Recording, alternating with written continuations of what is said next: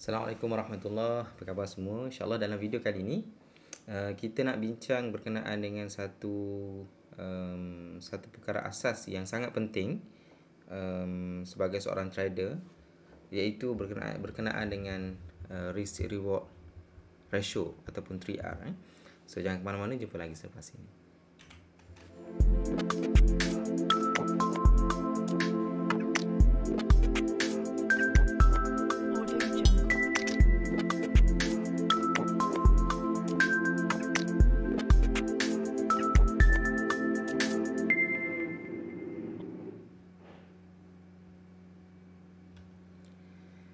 Okey, Alhamdulillah. Pertama-tamanya mari sama-sama kita merafakkan kesyukuran kepada Allah Subhanahu Wa Taala di atas kesempatan yang diberikan kepada kita pada pagi ini. Alright. Untuk video kali ini saya nak buat secara ringkas sahaja. Okey, walau bagaimanapun kita akan bahagikan perbincangan kita ini kepada dua bahagian lah. Okey, dan saya target maksimum mungkin 10 minit saja video ni. Wallahualam. So anda tengoklah hasilnya berapa minit. Kita akan cuba ringkaskan perbincangan kita berkenaan dengan topik ni. Walaupun topik ni sangat penting, tapi dia sebenarnya berkait rapat dengan strategi. Berkait rapat dengan strategi yang mana untuk kita betul-betul mempraktikkan apa yang saya akan terangkan dalam video kali ini, dia akan berkait rapat juga dengan strategi-strategi yang kita gunakan dalam trading saham ini. So topik yang kita nak bincangkan adalah risk reward ratio. Okey, dan kita akan bahagikan kepada dua bahagian. Bahagian pertama ni kita nak fokus kepada teori risk reward ratio itu sendiri, dan insya-Allah mungkin next video kita akan fokus kepada perbincangan bagaimana untuk kita setting risk reward ratio, untuk kita kenal pasti risk reward ratio dalam platform TradingView khususnya. So apa itu risk reward ratio? Kita nak bincang. Okey, sebelum itu tajuk yang sebelum ini, iaitu tadi reversal candles, back to basic part 3. Bahagian ketiga mungkin saya tangguhkan perbincangan kita kerana saya nampak tak banyak yang buat homework dalam Padlet yang saya sediakan, tak banyak yang post. So saya kira tuan-tuan semua dah rasa mungkin dah confident, mungkin dah rasa dah expert berkenaan dengan teknik tersebut. Walaupun saya nampak ada beberapa posting dalam Padlet tersebut, saya agak risau dengan pemahaman. Bukan maksudnya tak betul pemahaman tuan-tuan semua yang khususnya mereka yang post dalam Padlet tersebut. Cuma ada benda yang mungkin saya nak tegur, tapi saya tak nak bincang balik tajuk reversal candle tersebut, kerana saya kira tuan-tuan semua dah rasa mungkin dah well versed, dah expert mungkin dalam teknik tersebut. So to be fair kepada saya, mungkin tuan-tuan semua pun rasa tak perlu. So saya tak sambunglah perbincangan kita berkenaan dengan reversal candle tersebut.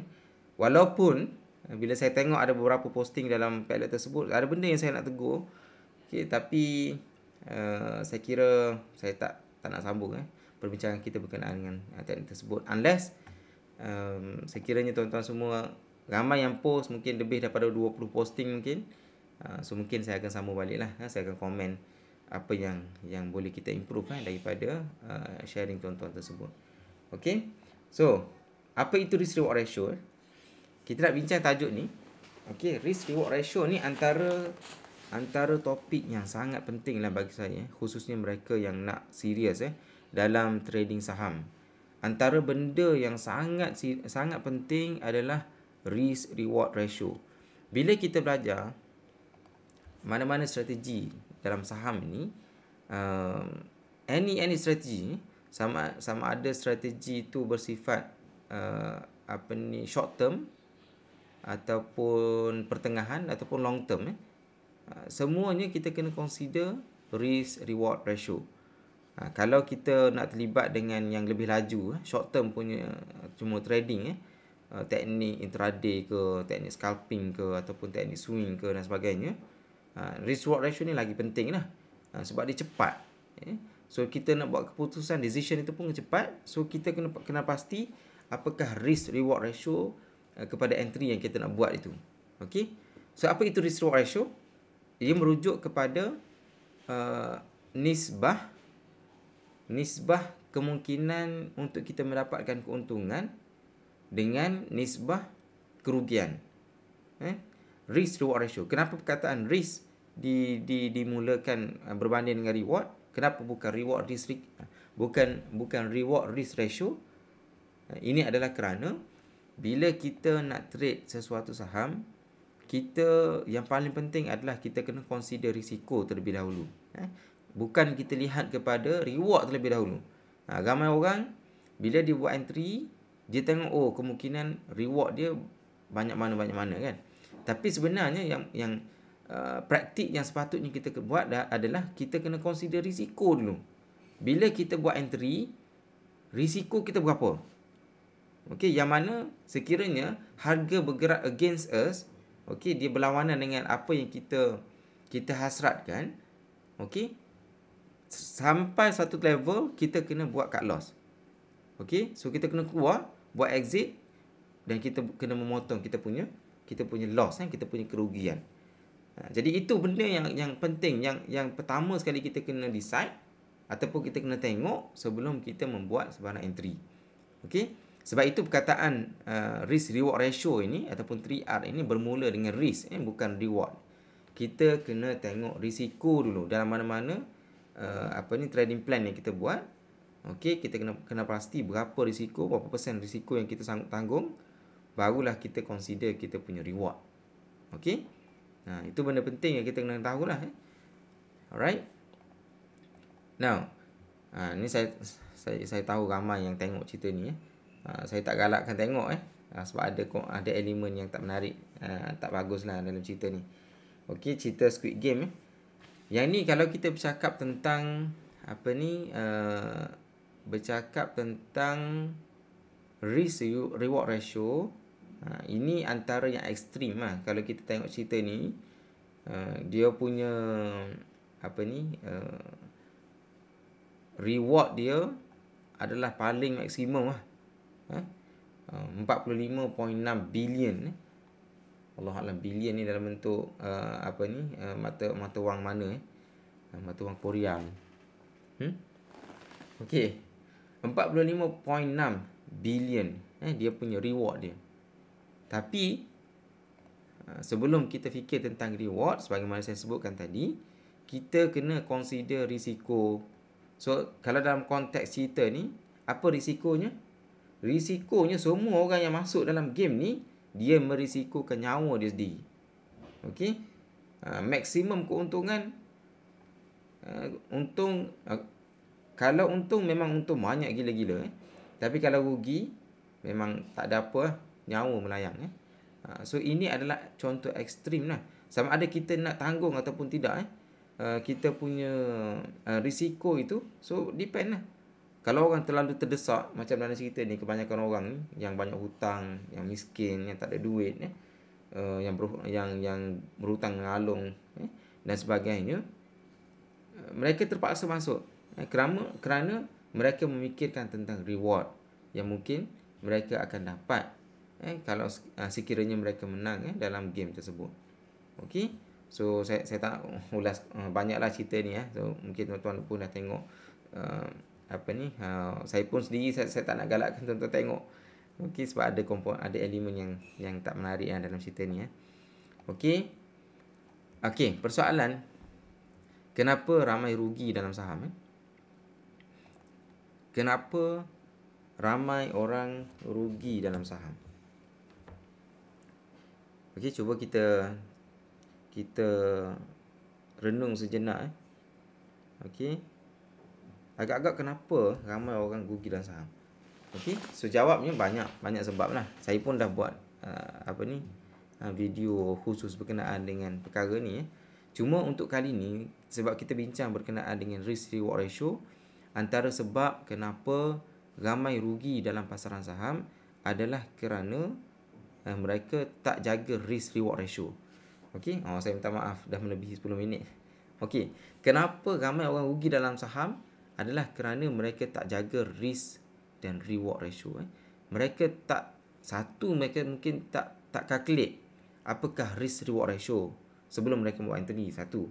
Yang kedua, sekiranya mereka tahu pun risk reward ratio mereka, ramai di kalangan kita yang tak follow trading plan.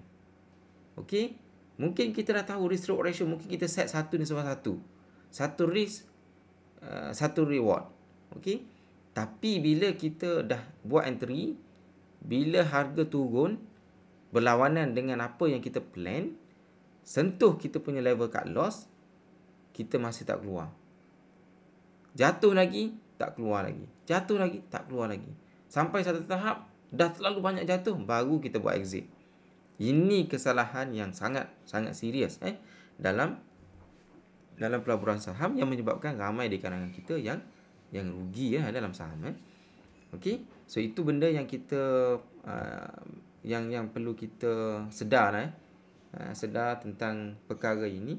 Ramai yang rugi dalam saham kerana tidak menjaga risk reward ratio. Okey, ini mungkin tak ramai yang kita bincangkan tentang graf ini, dan saya rasa sangat penting, sangat penting. Okey, untuk memahami graf ini, okey, yang bawah ni, ini adalah risk reward ratio.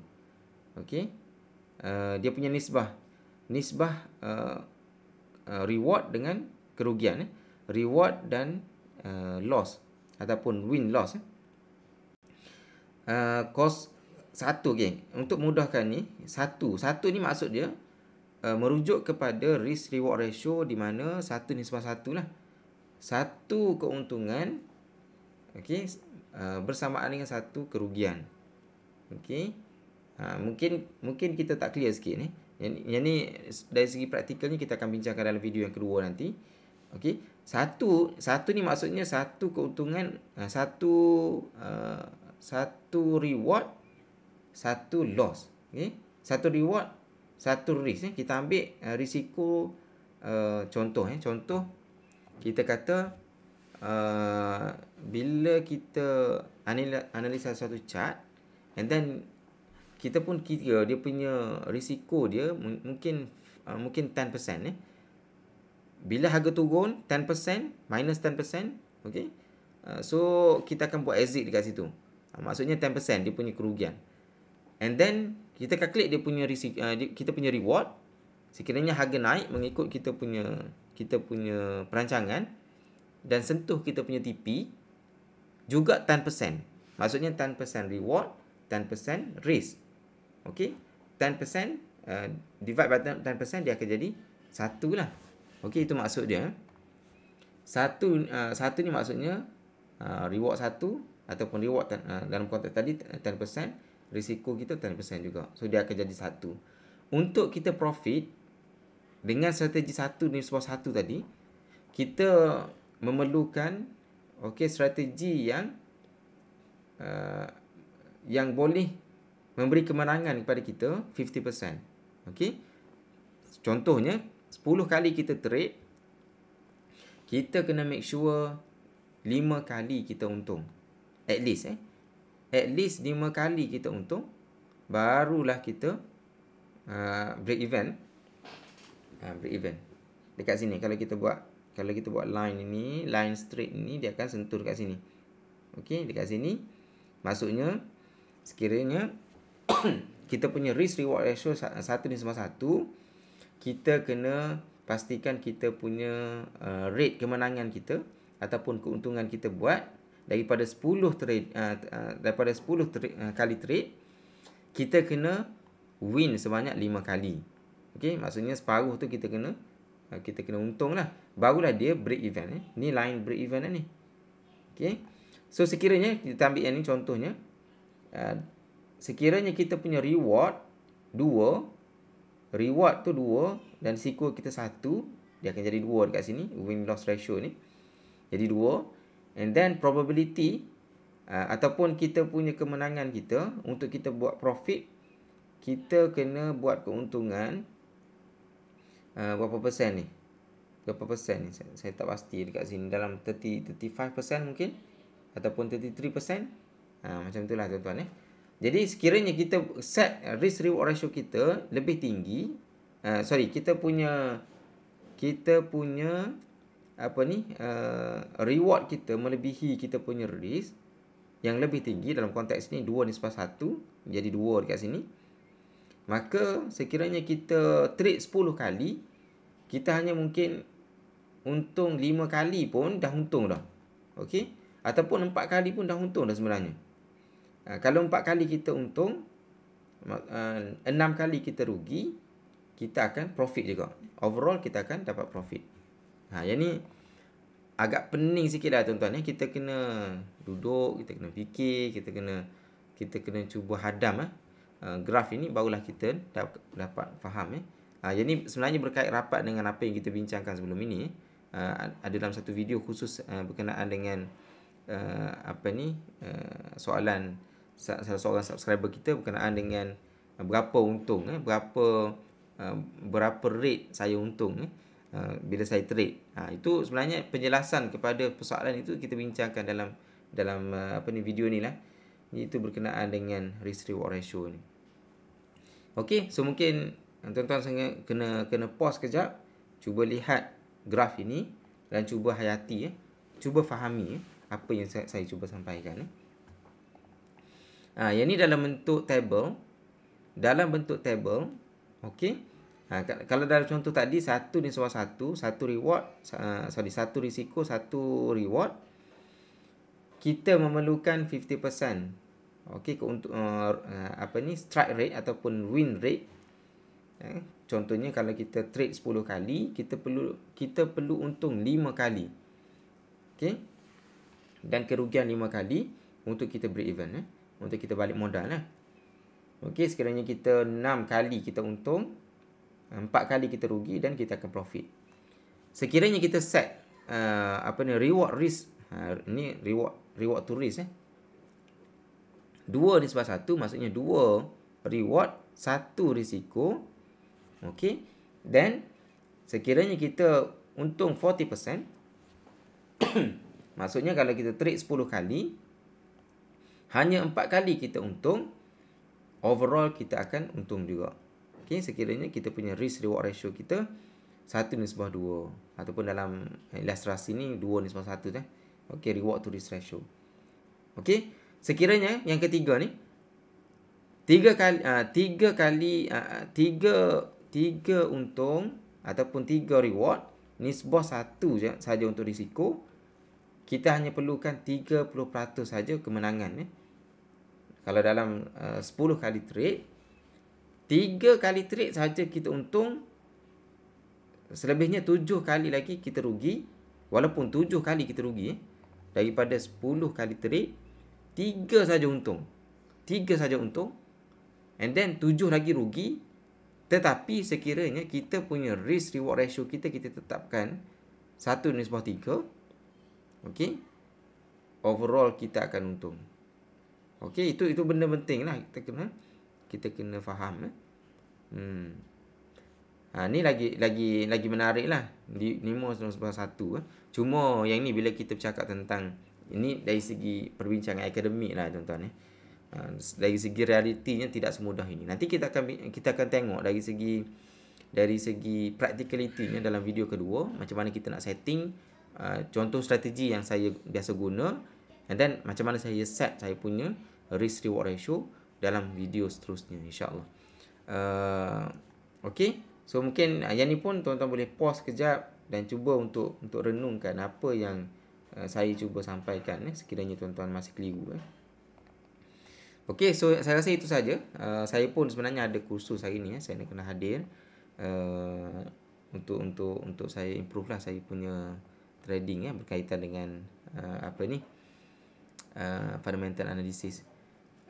So saya akan stop video untuk tajuk ini di sini, dan insya-Allah kita akan bincangkan sambungan perbincangan berkenaan dengan risk reward ratio ini secara praktikal dalam video yang kedua nanti, insya-Allah.